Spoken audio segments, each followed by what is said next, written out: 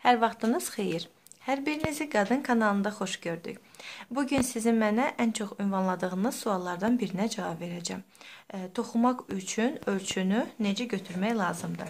Siz həmişə mənə yazırsınız ki, filan ölçü üçün, filan santimetr ölçü üçün neçə ilmə ilə başlamaq lazımdır. Mən də hər dəfə sizə yazıram ki, sapın qalınlığından və milçədən, eyni zamanda naxışdan çox şey asılıdır.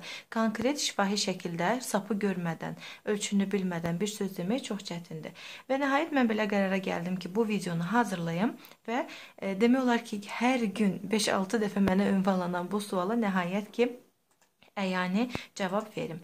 Deməli, ölçünü götürməkdən ötürü necə etmək lazımdır? Yəni, misal üçün, əgər siz papaq toxuyursunuz, raket toxuyursunuz, hər hansı bir aksesuar toxuyursunuz və sizə lazımdır konkret, müəyyən santimetrə toxumaq, amma neçə ilmədən başlamaq lazım olduğunu bilmirsiniz. Bunun üçün də necə etmək lazımdır? Nə etmək lazımdır?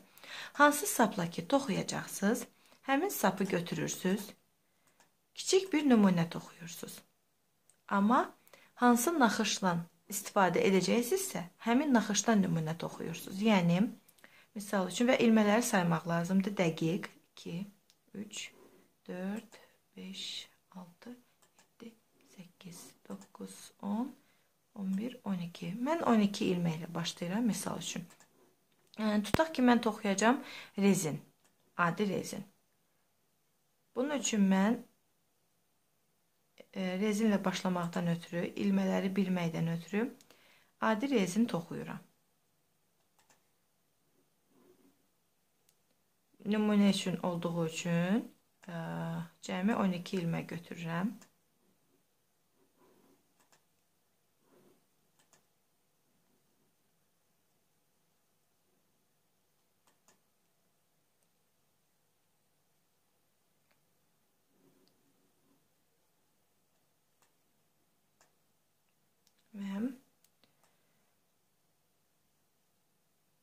Mən imkan daxilində sizin bütün suallarınıza cavab verməyə və əlimdən gələn kömək etməyə çalışıram.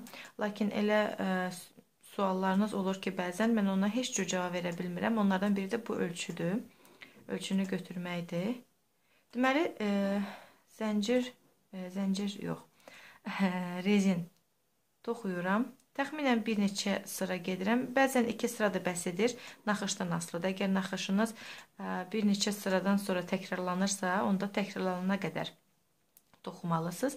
Əgər hər sırada eyni gedirsə, onda 2 sıra bəs edir. Misal üçün, rezin bütün sıralarda eynidir. Ona görə də 2 sıra mənə rezində kifayət edəcək.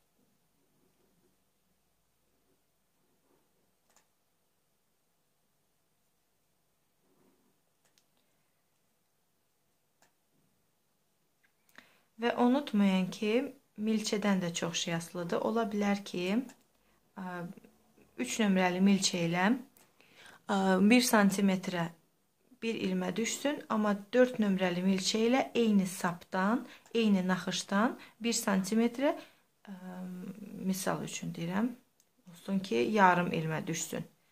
2 santimetrə 1 ilmə düşsün və yaxud əksinə daha kiçik ölçülü milçə ilə 1 santimetrə 2 ilmə düşsün. Ona görə də nəzərə almaq lazımdır bunları da. Deməli, belə bir rezin toxudum. Biraz aydın görünsün deyənə daha bir sıra gedim.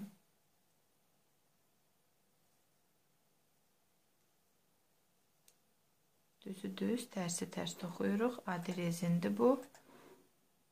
Milçə ilə biz rezinin keçməsi, rezin toxunması dərsini keçmişik. Videomuz var. Bu videonun aşağısında ətraflı şəkildə onun linkini yerləşdirərik. Təsvir bölməsində baxarsınız. Keçid almaq istəsəz. Əsasən bunu raketlərin, geyimlərin uc hissəsində, papaqların ətəyində istifadə edirlər. Ona görə də mən fikirləşdim ki, rezin daha yaxşı olar. Rezinlə başlamaq. Olsun belə.